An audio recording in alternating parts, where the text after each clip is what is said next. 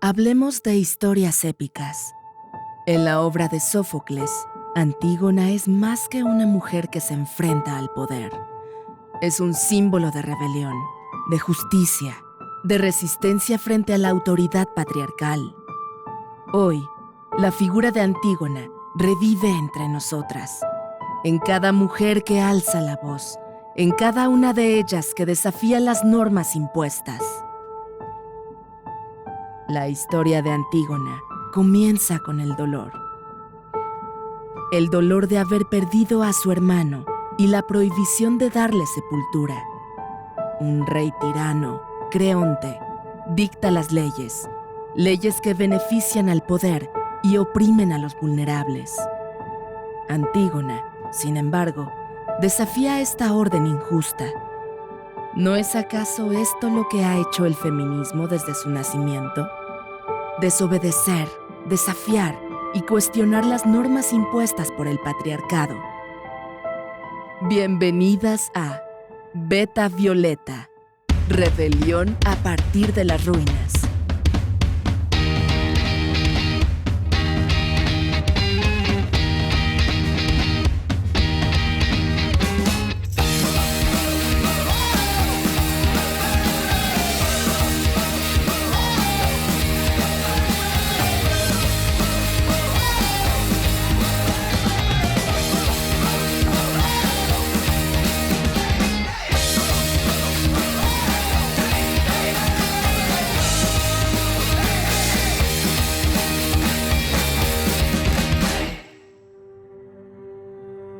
El odio se cierne sobre Tebas como un sol atroz.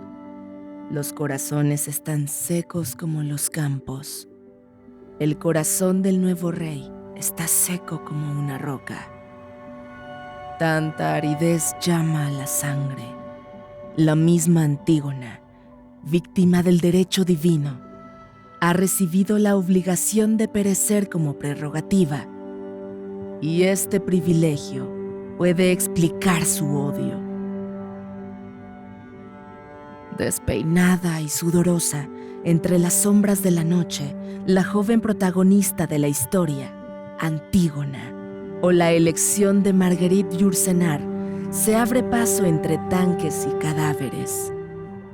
Desafiando el edicto de su tío, el rey Creonte, intenta enterrar los restos abandonados de su amado hermano Polinices.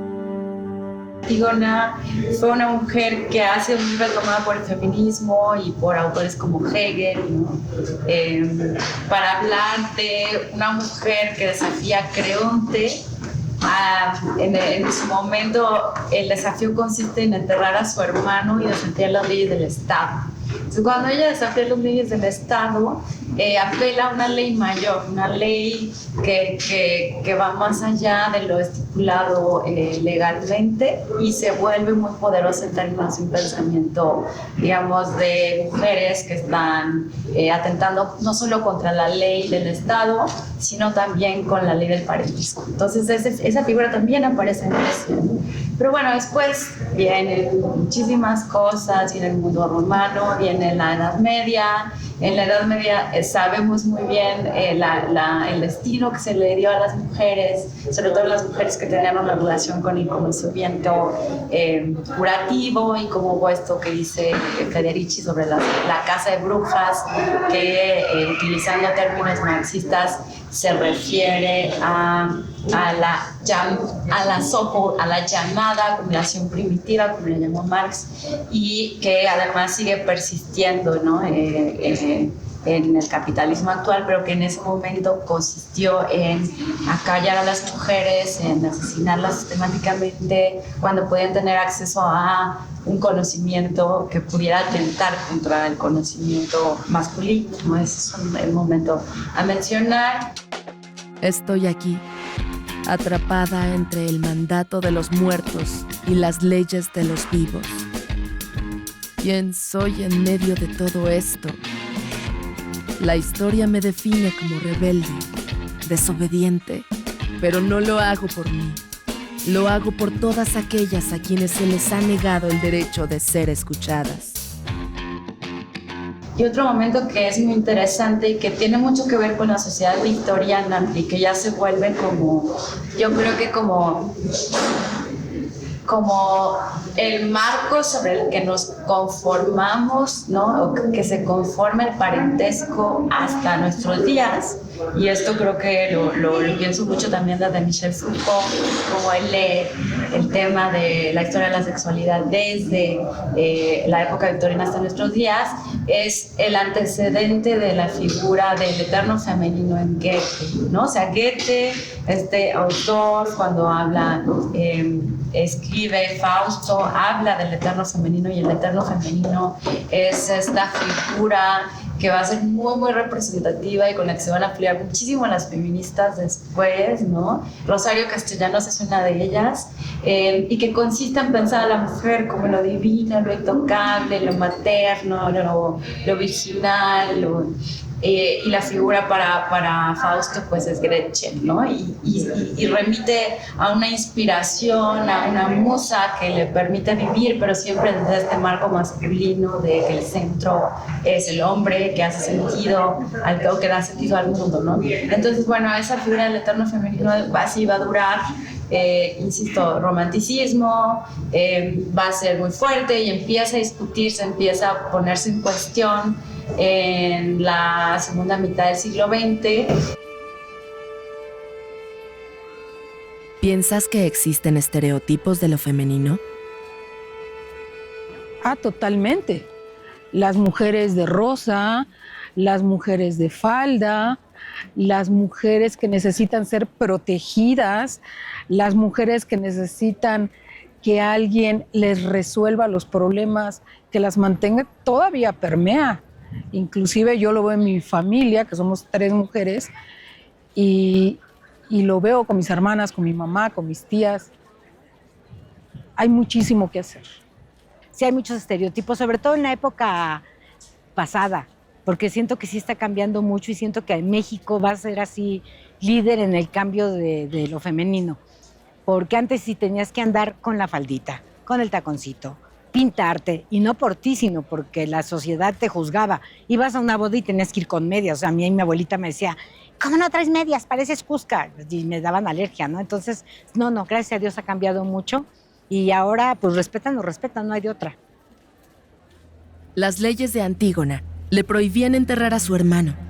La Constitución de 1917 en México no nombraba a las mujeres. Una deuda del constituyente originario con las mujeres mexicanas es que en la conformación de la Asamblea Constituyente, ellas no participaron.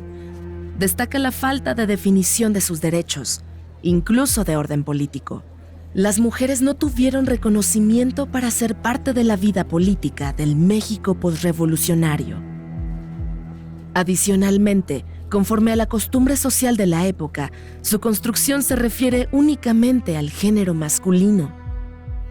Entonces, es en ese contexto que, a pesar de que había algunas activistas y a pesar de que existían, pues las aneritas, que también eran como, digamos, una anomalía, ¿no?, dentro del rol de las mujeres, a pesar de este contexto, de todas maneras se consideraba que las mujeres pues no éramos personas. Y como no éramos personas y éramos una especie de propiedad o digamos como hasta ser que merecía un tipo de protección especial, sin embargo no un ser sujeto de derechos. Entonces, a pesar de todo este contexto en el que por primera vez se tomaba en cuenta la justicia social, de todas formas las mujeres no tuvieron acceso a varios derechos, incluidos el voto.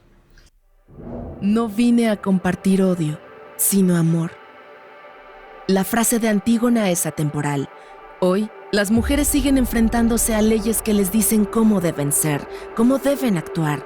Pero, ¿cuál es el precio de obedecer cuando esas leyes van en contra de nuestra dignidad, de nuestros derechos? Significa partir de la premisa de que las mujeres siempre estamos en una situación de desventaja en muchas circunstancias. De entrada, por este atraso que les digo, ¿no?, traemos una desventaja social e histórica pronunciada. Creo que hasta nuestra generación es cuando empezamos a salir, ¿no?, en lo público, empezamos a decir, a tener nuestras propias opiniones, ¿no? es tener en cuenta que existe una brecha de género muy fuerte a pesar de todos los esfuerzos que han habido hasta el día de hoy. Es tener en cuenta también que existe un contexto de violencia muy fuerte también en México. Y decir, bueno, vamos a tratar de equilibrar esa balanza. No podemos ser ciegos a ver si la diosa Temis trae una venda, ¿no? Pero eso no significa que debamos de dejar de ver estas desigualdades que son muy, muy estructurales. Bueno, para empezar, en México desde hace varios años nosotros tenemos la obligación, de acuerdo a la Ley General de Partidos Políticos y de Procedimientos Electorales, a presentar candidaturas paritarias y se ha ido afinando, pero todo empezó en el legislativo, ¿no? A nivel federal, luego a nivel local. Entonces, todos los partidos deben de presentar en ese sentido candidaturas paritarias. Sin embargo, ¿qué es lo que sucede al interior de los partidos políticos? Pues de principio siguen habiendo una especie de reglas no escritas que dicen que las mujeres que son ambiciosas se ven mal, ¿no? Eso por un lado. Y luego, una vez que una mujer se atreve a aspirar a una candidatura, pues lo que empieza a suceder es que en las mesas de negociación tienden a haber en la mayor parte de los partidos políticos, pues unas mesas muy pequeñas en las que está mayoritariamente compuesta por actores varones, ¿no?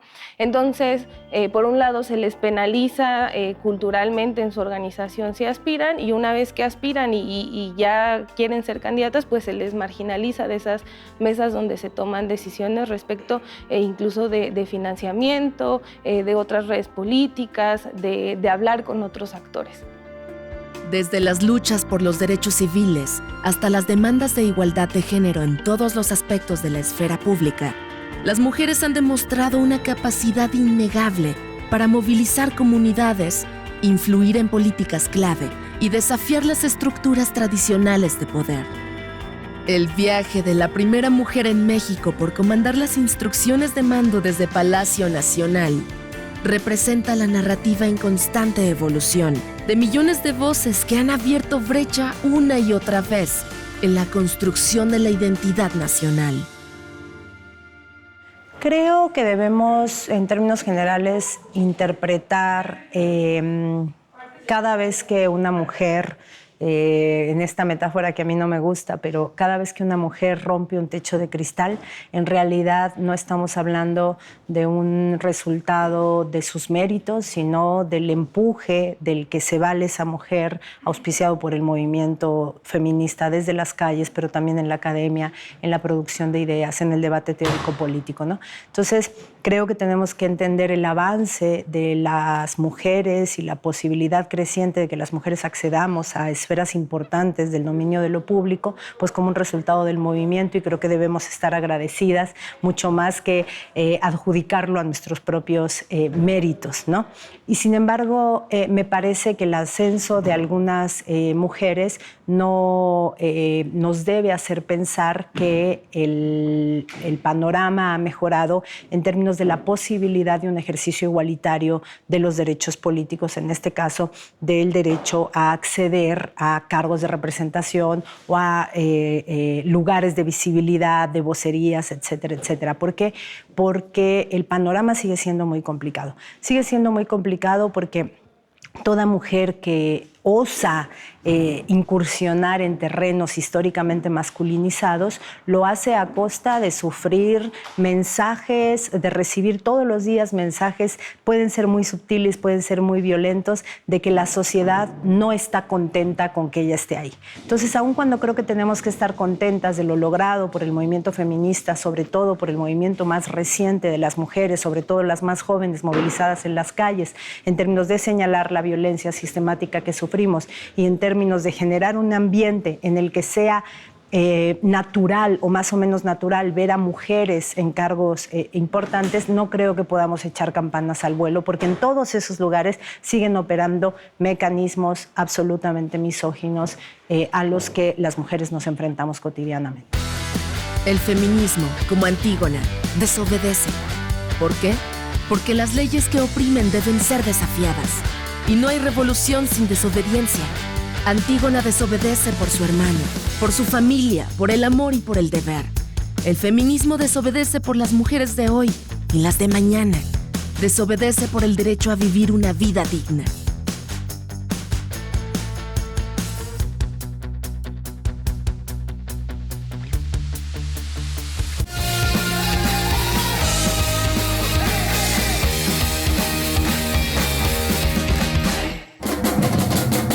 Como Antígona, las mujeres no están solas. Están rodeadas de hermanas, de una comunidad que sabe que la justicia no siempre está en la ley, sino en la lucha por lo correcto.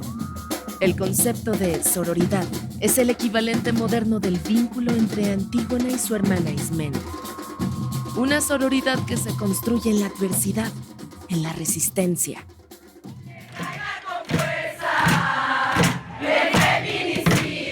Bien a nivel no formal, tiene que ver otra vez con la constitución de redes de mujeres. Y con esto quiero decir que sigan habiendo militantes que se junten entre ellas, que no tengan miedo a aspirar a una candidatura, a ser parte de una dirigencia, y que esas redes de mujeres te apoyan y te abrazan y te dicen, sí mereces, o sea, sí mereces ser candidata, sí mereces ser dirigente, sí te acompañamos, sí hacemos equipo político contigo, ¿no? Entonces, yo creo que todas esas redes son las que nos ayudan a eso, y creo que hay otras cosas como mucho más estructurales, como lo del sistema de cuidados, ¿no?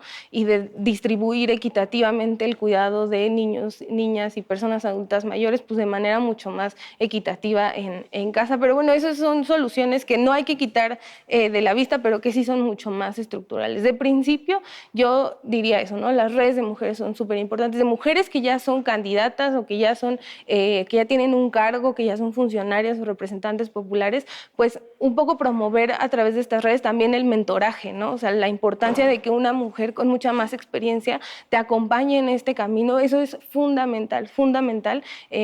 Y yo creo que es la forma, como que no es una política formal, pero que es una vía para justo combatir estas desigualdades que son difíciles de ver y de desmenuzar.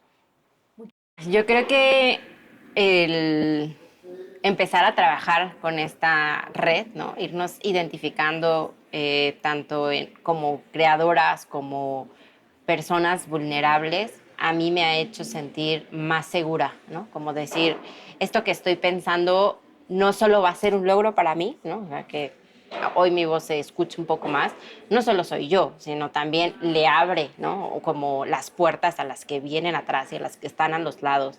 Entonces, eso a mí me ha hecho ver cómo la cosa privada realmente sí tiene implicaciones en el afuera, ¿no? En todo lo político. A mí me gusta mucho trabajar con otras personas, entonces hay tanto trabajo en colaboración como trabajo realmente hecho o que colaboran con una obra que yo estoy haciendo y piezas en las que trabajamos a la limón, que hacemos una misma obra entre varias personas. Entonces te diría, por ejemplo, obras así hechas en conjunto, pues con Maris Bustamante, el grupo Polvo de Gallina Negra, que las obras pues las hacíamos entre las dos. A mí me parece que toda obra creativa es una obra viva. Si bien a veces hay que soltarla para que ya el mundo la tome por sí y la complete, si hay momentos en que puedes hacer ciertas modificaciones, bueno, sobre todo el teatro, que es muy vivo, ¿no? Y eso solamente surge a partir del diálogo con las personas, ¿no? Con el público. Pero, por ejemplo, así en colaboración más amplia, hay una pieza que se llama Maternidades Secuestradas, que estaba yo pues pensando en una pieza que empieza con un archivo, con el archivo de Ana Victoria Jiménez, y ahí aparezco yo en una manifestación en 1979 de aborto. Entonces era plantearme, bueno, ¿qué está pasando ahora en la Ciudad de México? Ya era libre y gratuito, ¿qué tanto ha cambiado? Entonces no lo podía yo resolver sola, y si no era personal. Entonces invité a cenar activistas, jóvenes, viejas, artistas, a varias mujeres de varios grupos, a que platicáramos. ¿Ustedes cómo ven esto, no? Mujeres que tenían hijos, mujeres que no tenían hijos. Entonces nos reunimos aquí precisamente y estuvimos platicando y después cada una de ellas, por ejemplo, las jóvenes se formaron grupos para hablar con artistas más jóvenes, las políticas con otras mujeres y, por ejemplo, las que no tenían hijos, que nos decían, somos el grupo que se llama Los Escombros de la Maternidad, porque no tuvieron hijos, pero de todas maneras les tocaron los cuidados, ¿no? Y tuvieron que cuidar abuelitas o hermanos más chicos. Entonces, a partir de esto, hicimos un hashtag en Twitter, que era en ese momento, y en Facebook, y conseguimos cerca de 700 respuestas, y con estas 700 respuestas nos fuimos a hacer un performance manifestación al Zócalo, para hablar de qué era una maternidad secuestrada. Ese era el hashtag, hashtag una maternidad secuestrada. Y es desde que te embarazas porque no tienes información de anticonceptivos hasta que te quitan tus hijos porque tu pareja es mujer también. Entonces son una gran variedad de problemas. Yo de hecho creo que el día que se resuelvan los problemas de la maternidad, económicos, emocionales, de espacio, de voluntad, y que todas sean felices, voluntarias y gozosas, ya se acabaron los problemas de la humanidad. Punto. Yo luego no me doy cuenta, o más bien no lo sé o no lo percibo, el alcance que puede tener tejiendo redes. Y un día estaba en una obra de teatro que al final hicieron como un intercambio de palabras y una de las chicas dijo, no, es que a mí me parece muy admirable el trabajo de las colectivas de mujeres, y mencionó a Tejiendo Redes, porque abre caminos, ¿no? Abre caminos. O una vez me escribió una chica que nos vio en su clase, dijo, yo quiero acercarme a ustedes porque me interesa mucho su trabajo, porque no creí que existían estos espacios. Entonces, de pronto es eso, como que decimos, sí, hacemos todo esto para las mujeres, para que creen, pero de pronto nos damos cuenta del impacto que genera. No, y creo que es una conciencia que iremos teniendo poco a poco. ¿Cómo han impactado los movimientos feministas en la redefinición de lo femenino en el siglo XX y XXI? ¿Y qué cambios concretos se han logrado en la sociedad? Desde los primeros casos, ¿no? En New Jersey, en Nueva Zelanda, en Australia, hasta los últimos en Arabia Saudita, que se ganó el voto en 2015 apenas para las mujeres, podemos hablar de un movimiento, digamos, feminista que va o aboga por la igualdad de las mujeres en cuanto a derechos, ¿no? Y bueno, ahí hay, digamos, una discusión interesante y un distanciamiento con esta idea del eterno femenino. Se vuelve ya una mujer ciudadana, ¿no? Una mujer que tiene derechos de ciudadano y que tiene derechos a participar en la vida pública, y en ese sentido es un gran cambio. Si pensamos en el inicio del movimiento feminista a principios del siglo XX, finales del XIX, y evaluamos cómo estamos ahorita en términos del mandato implicado en el ser mujer, creo que no podemos no reconocer que ha habido cambios, ¿no? Mujeres que estaban absolutamente supeditadas a los varones de su entorno en temas cruciales como sus procesos educativos, su derecho a la propiedad, a la participación política, a la forma de vida, a sus aspiraciones, todo eso estaba absolutamente restringido, ¿no? Se ha avanzado muchísimo, hoy las mujeres hemos accedido a grandes de los campos en los que la sociedad moderna ofrece carreras meritocráticas o acceso al ejercicio de derechos, y sin embargo, si nos ponemos a pensar, y me gusta la pregunta, si nos ponemos a pensar en qué tanto ha cambiado el formato el mandato de lo femenino, en realidad las mujeres seguimos siendo educadas para tener una relación de supeditación con los varones que nos rodean. Supeditación que tal vez ya no se da en términos de si podemos ser o no propietarias, si podemos o no acceder a cargos políticos, pero que sí tienen que ver con nuestra percepción de nuestro propio cuerpo para el gusto de los varones, o nuestra idea de que estamos más apegadas a la sensibilidad y por lo tanto a los trabajos que de ella se desprenden, como los trabajos de cuidado. Entonces, en realidad, si nos ponemos a pensar en que la sociedad moderna sí ha logrado extender a las mujeres, gracias al empuje de los movimientos feministas. Muchas de las cosas que la caracterizan en términos de los ejercicios de las libertades individuales, en realidad en el mandato de lo femenino sigue habiendo procesos absolutamente patriarcales de conformación de la personalidad de la mujer y de la personalidad de los varones. ¿Crees que lo femenino ha cambiado a lo largo del tiempo? Los patrones que uno vivió a los que se están viviendo actualmente han cambiado muchísimo. A través de la diversidad de género, pues se ha revolucionado mucho esa parte, ¿no? A mí me tocó todavía una época de la educación de María Canuta con unas reglas muy tontas, donde el sexo era prohibido, pecado, y no porque te casaras como que ya te pasaban la banderita de que ya puedes. Pues no, el cerebro no es tan fácil de actuar. Y siento que ahora la mujer está muy empoderada, defiende mucho sus derechos. Totalmente. Yo que nací en el 68, me sorprende ver cómo ahora las mujeres jóvenes como ustedes tienen esta libertad de hablar, de ser.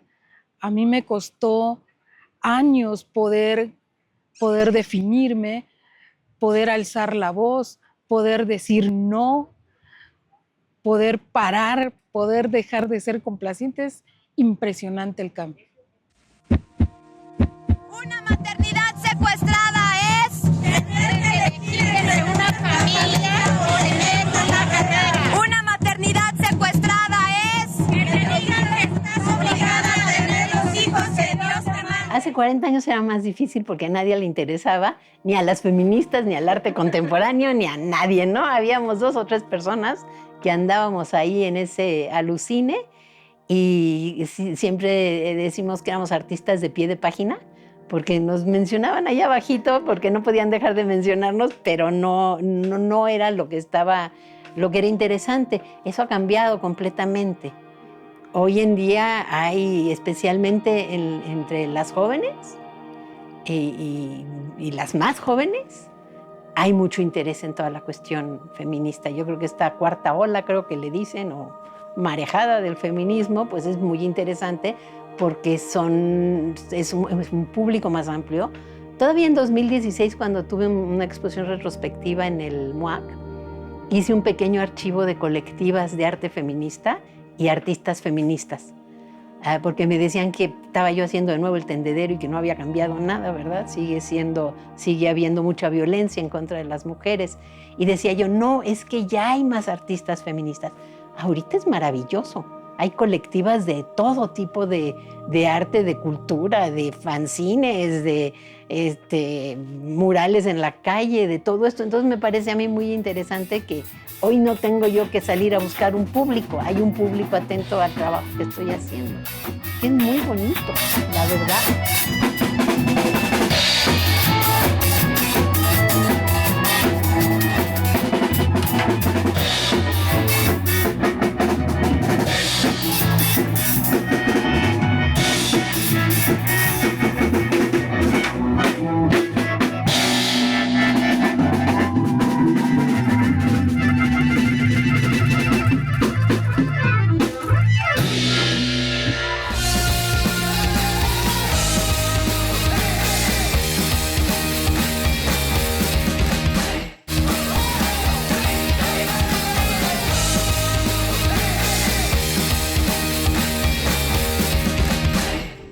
Pensé que la justicia siempre pertenecía a los dioses, pero descubrí que la justicia de los hombres puede ser implacable. Me encerraron en la oscuridad, pero jamás arrebataron mi dignidad.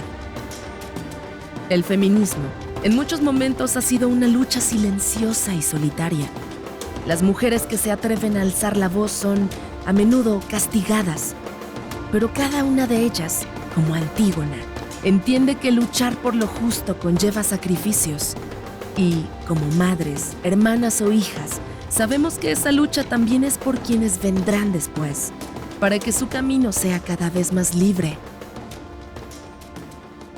Yo creo que debemos de ser mujeres sin que nos importe el qué dirán, para no darle gusto absolutamente a nadie, sino a nosotras mismas, y luchar y sí, no, o sea, tenemos el obstáculo o la bondad, la bendición de poder ser mamás, pero ahora también eso ya lo puede uno decidir si sí o si no. Y eso ha sido un cambio muy grande. Hay una científica muy conocida en México, de eminencia, y ella ya es una persona mayor. Ella dijo, yo nunca voy a tener hijos, porque o es mi vida familiar o es mi vida científica.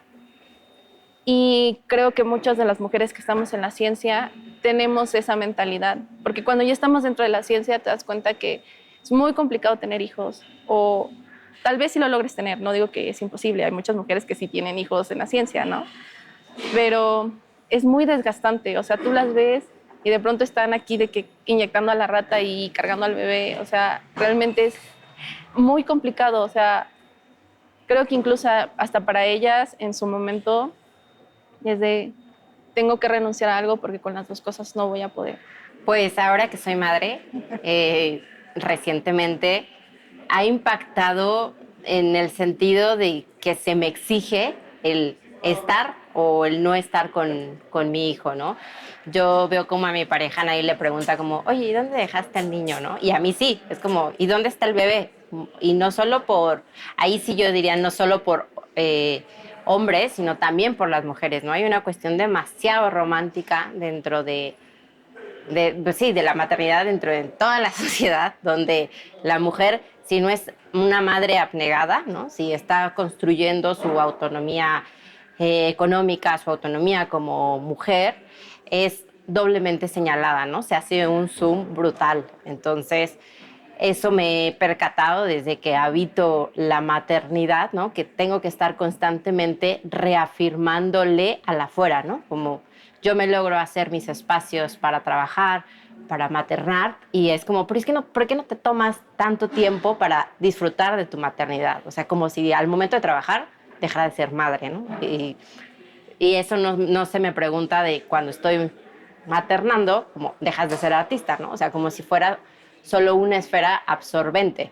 Entonces, eso es como en lo social, pero que obviamente está acompañado en lo estructural, que no hay una infraestructura que sostenga a las madres artistas, ¿no? No hay guarderías ni ningún teatro. O sea, yo no puedo ir a ver una función si no me organizo con mi pareja para que cuide al bebé, ¿no? Porque no ofrecen esos servicios de cuidar al bebé, tampoco en los procesos de ensayo, ¿no? O sea, como que parece que las madres no conviven en la misma esfera del ámbito artístico.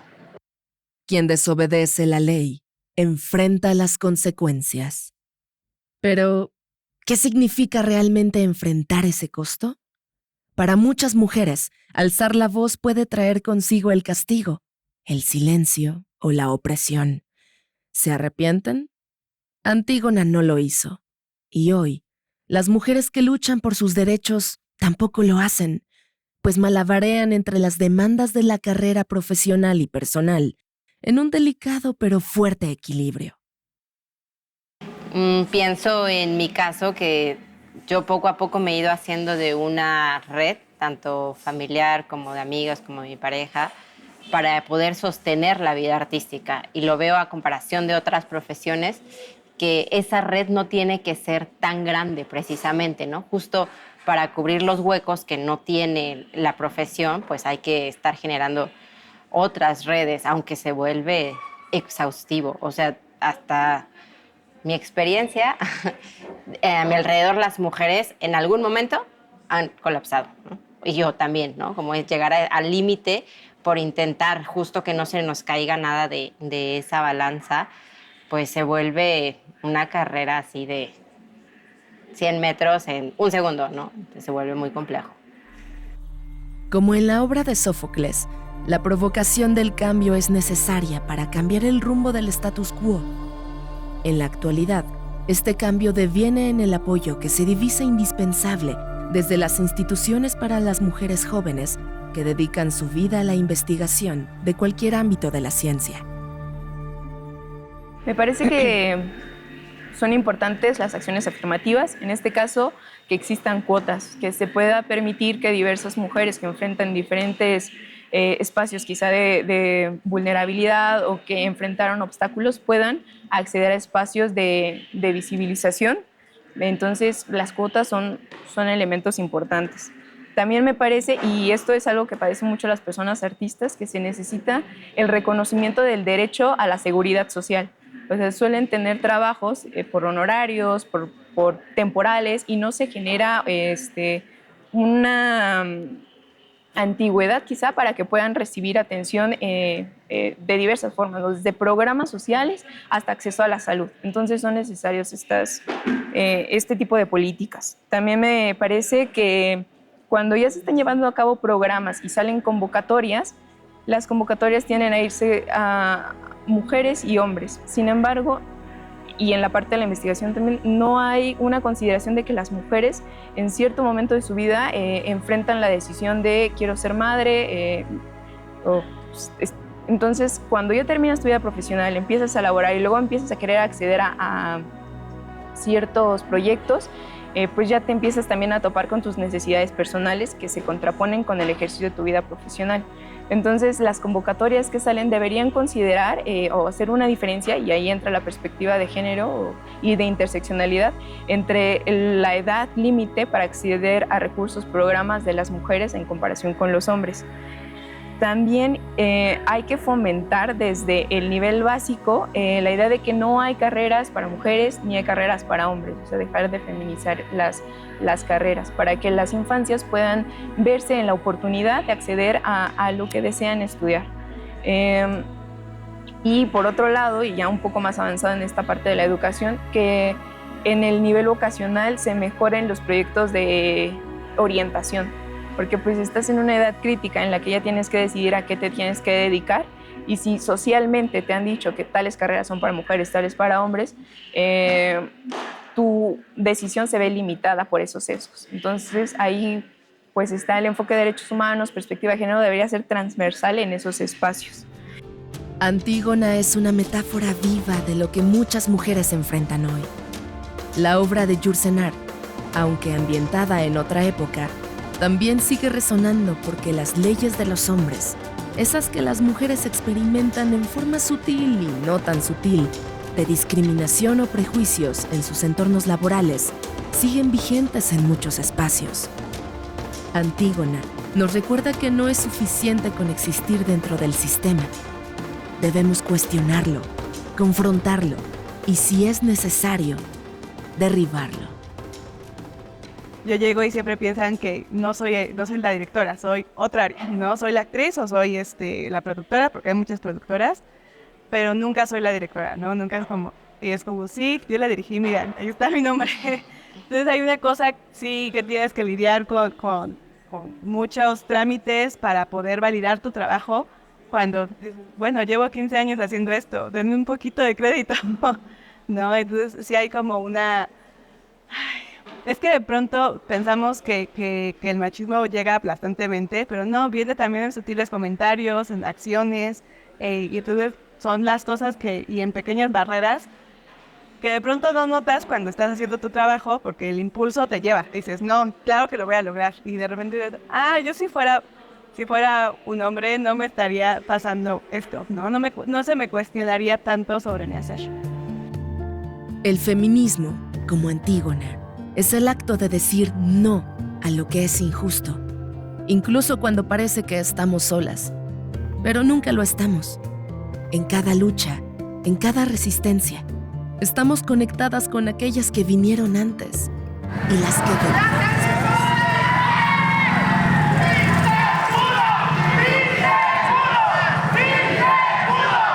En esta parte de las mentorías, cuando una mujer te acompaña en tu proceso de investigación y crecimiento profesional, te puedes visualizar en ella, ¿no? Si ella lo logró, yo lo puedo hacer. Y la persona que llega dice, si yo lo logro, puedo abrir caminos para más personas, ¿no?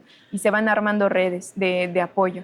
Se van socializando casos de éxito y cómo fueron superados los obstáculos para lograrlos. En esta falta de espacios para las mentorías, me parece que es necesario fomentarlas, es necesario validarlas, porque y no solo, ¿cómo decirlo?, relegarlas a es tema de mujeres. Es algo que tiene que ser transversal. O sea, sí las mujeres apoyan en investigaciones respecto a temas de mujeres, sin embargo, también pueden aportar conocimiento en diversas áreas, ¿no? Porque luego están en las facultades, se abre el Centro de Estudios de Género, ¿no? Y ya van todas las mujeres ahí, ¿no? Cuando el género es algo que nos atraviesa a todas las personas, de manera que nos da privilegios o nos pone en situaciones de desigualdad. Entonces, me parece que esta perspectiva de que una mentoría debe ser ejercida por una mujer apoya a las mismas mujeres a reproducir estas situaciones. Pero cuando, y como está ahorita, un hombre tiene el acceso y la posibilidad de dar mentorías, debe ser una persona capacitada en diversos enfoques. Si hay metodologías para que una persona se vuelva docente, también debería incluir en este tema la perspectiva de género, enfoque de derechos humanos, entendimiento de las interseccionalidades.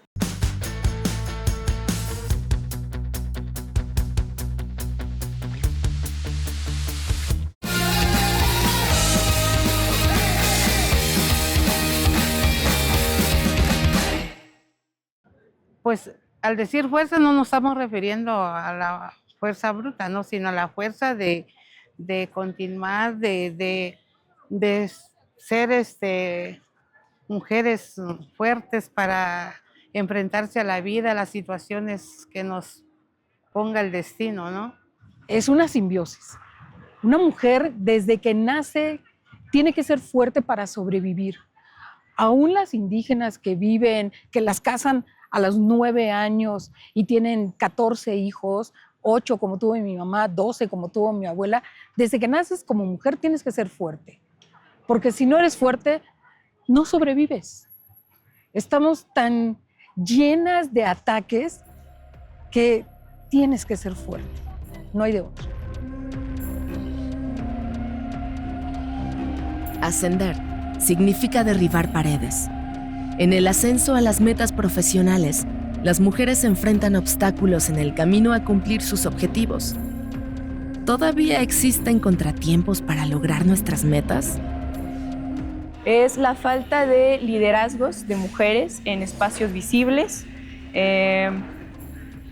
por las cargas de trabajo que han enfrentado las mujeres, de trabajo de cuidados, de la invisibilización que han tenido a lo largo de la historia. Me parece que se han relegado del espacio público, del espacio visible y también del espacio docente, académico y de investigación. Entonces no hay en ocasiones figuras de mujeres a quienes acercarse, ya ejerciendo investigaciones o maestras docentes, etc. Es como un mundo en donde hay mayor representación de hombres, en el que no solo te enfrentas al reto de adquirir nuevo conocimiento, sino también a convivir en espacios en donde el ambiente es masculino. Sí, la precarización del arte en general, pero aparte hay una segregación, ¿no? También de las convocatorias, o sea, el número de mujeres que pueden acceder a puestos de dirección artística o de dirección cultural son muy pocos, ¿no? A partir de eso hay una falta de políticas públicas justamente para poder cubrir las necesidades de las mujeres.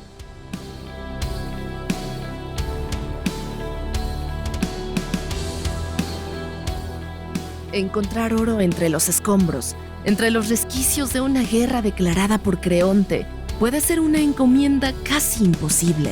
Sin embargo, aquí nos tienen, en pie de lucha sin importar nuestro género, poniendo ciudades color violeta de pie, justo con lo que logramos rescatar y que sostenemos entre nuestras manos.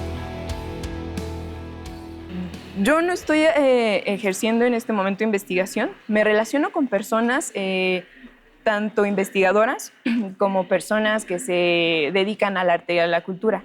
Entonces, como científica social, pues siempre está tratar de conocer las problemáticas que estas personas enfrentan, y en este diálogo que se ha entablado, sí me han contado que enfrentan diversas dificultades debido a que en muchas ocasiones no se les asignan los recursos porque piensan que al ser mujeres tienen otras tareas que realizar, entonces van a dejar tirados los proyectos. Entonces las mujeres en este caso deciden dejar el puesto de liderazgo y asignárselo a un hombre. Entonces ya no hay suficientes proyectos encabezados por mujeres, sino que están los hombres encabezando este proyecto y es más fácil que ellos puedan liderar. Bueno, se considera que es más fácil que puedan liderar un proyecto y por tanto se les asigna el recurso. También me han contado que la mayoría de los comités que asignan recursos están integrados por hombres. Entonces, si encontramos un espacio en donde hay hombres blancos, cisgénero, heteronormados, de clase alta, no van a tener esta visibilidad de las diversas interseccionalidades que le afectan a las diversas poblaciones, ¿no? O sea, mujeres cis, mujeres trans, mujeres lesbianas, mujeres racializadas, etc. También hay una cosa dentro de las convocatorias que, como depende de jueces o de juradas o de jurados, hay un patriarcado interno que cargamos todas, ¿no? Que cargamos todas y todos, todo el mundo lo carga. Y de pronto no nos cuestionamos el por qué se le está dando la oportunidad a estas personas o por qué a estas otras personas no, o cuál es la calidad. Depende mucho y varía demasiado a través del juicio de las personas. Y es bien curioso, es muy curioso que el sistema cultural no se dé cuenta que si hay paridad de género en otras áreas, ¿no? En el área política que se dio apenas, que era así de, tiene que ser la mitad de candidatos mujeres, mitad de candidatos hombres, como en la cultura no se está haciendo, ¿no? Debería ser una implementación de decir, hay una brecha de género enorme que no depende del pensamiento de cada persona, sino más bien del pensamiento colectivo que se está armando. Entonces, ¿por qué no tenemos una paridad de género dentro de las convocatorias culturales? Eso es como súper importante justo para poder empezar a combatirlo. Creonte me ofreció poder, me ofreció vivir si me doblegaba, pero mi alma no podía arrodillarse ante la injusticia. La voz de mi hermano me llamaba desde la tierra, exigiendo que lo enterrara. Y le enterré. ¡Hey! Aquí estoy. Obsérvame, Creonte, y todos los que vienen después de ti. Me llamo Antígona y hablo por mí y por mis hermanas. Gran parte de los que están en posiciones de poder son hombres, entonces no pueden reconocer a alguien, a una mujer, si el que va como primer autor es un hombre. O sea, ¿quién va a ser reconocido y quién va a ser aplaudido? El que va como primer autor o el corresponding, que normalmente es un hombre, porque es el jefe del instituto, el jefe del laboratorio, etc. La mujer no, aunque sí vaya la mujer, normalmente el que va a ir primero va a ser el hombre. Entonces, la mujer no le ha tocado, y las mujeres que yo conozco que en la ciencia han sido reconocidas, gran parte de ellas han sacrificado su vida social para enfocarse en su vida académica. 100% se han enfocado en eso. Entonces, han vivido para eso. Y por otro lado, mujeres que han sido reconocidas es porque van acompañadas de hombres que normalmente suelen ser sus esposos, y como que de pronto la mujer ella debería de tener más reconocimiento, porque incluso puede que el trabajo sea de ella, pero su esposo dijo como de, porque yo soy conocido, pues yo te ayudo, ¿no? Y lo reconocen, pero por él, cuando en sí es trabajo de ella, y ella le ha costado más que incluso a los hombres, porque creo que en el hombre ya lleva la palabra hombre ya lleva un reconocimiento que la palabra mujer no lo lleva. Me parece que no, y viene desde qué espacio quieren ocupar en muchas ocasiones las mujeres en los proyectos, ¿no? O sea, dicen, es que yo tengo que ir a cuidar a mi hija, tengo que ir a cuidar a mi hija, no puedo dedicarme, así no puedo ir a esta reunión porque queda justo en el horario escolar, entonces no, si esta reunión se realiza en horario laboral, yo no puedo. Entonces, compañero, por favor, ve tú. Y ya, el compañero hombre que no tiene a quién cuidar, no tiene nada que ejercer, va y pues pone la cara, a pesar de que a lo mejor sí es el líder o a lo mejor pues tuvo que ir a cubrir a su jefa, etcétera. Entonces, esos obstáculos que se dan de la vida personal de las mujeres a quienes se les asigna una carga de trabajo por el simple hecho de que son mujeres y en esta división sexual del trabajo son quienes tienen que ejercerlo, Entonces eso ya limita que una mujer pueda ir y poner la cara por su proyecto, por su investigación, y me parece que hay que cambiar esa mentalidad. La lucha de Antígona no terminó en las páginas de una tragedia griega. Sigue viva en cada mujer que se atreve a soñar con un mundo justo. Porque como Antígona, las feministas no luchan por odio, sino por amor a las que vendrán, por amor a las que ya no están. Esa es su historia, una historia impulsada por la fuerza femenina, esa energía poderosa que transforma el dolor en resistencia, la injusticia en lucha y el amor en acción. Y aún no ha terminado. Antígona murió para recordarnos que la lucha por la justicia nunca termina. Hoy, su legado sigue vivo en cada mujer que alza la voz, en cada rebelión que nace en el silencio. Y la historia, ahora nuestra, continúa. Hoy, todas somos Antígona. Ser mujer es ser fuerte. Es alegría. Ser maravillosa. Es ser un ser humano. Ser única. Productiva. Fabulosa. Nobleza. Amor propio. Es un orgullo. Ser valiente. Ser valiente. Ser valiente y poderosa. Valiente y competitiva. Ser importante. Es levantarme todos los días y luchar por lo que quiero y seguir adelante. Poder. Poder y es orgullo. Es fortaleza. Fortaleza. Fortaleza. Fortaleza. Estar orgullosa de mis hijas. Constancia. Ser trabajadora. Ser mujer es lucha. Ser aguerrida. Empoderamiento. Es valentía. Fuerte. Fuerza. Fuerza. Fuerza. Fuerza y valor. Fuerte e inteligente. Ser creativa. Ser creativa. Ser intuitiva. Es orgullo. Es un orgullo. Superación personal. Es ser valiente. Valiente. Valiente. Libertad. Es lucha. Ser mujer es coraje.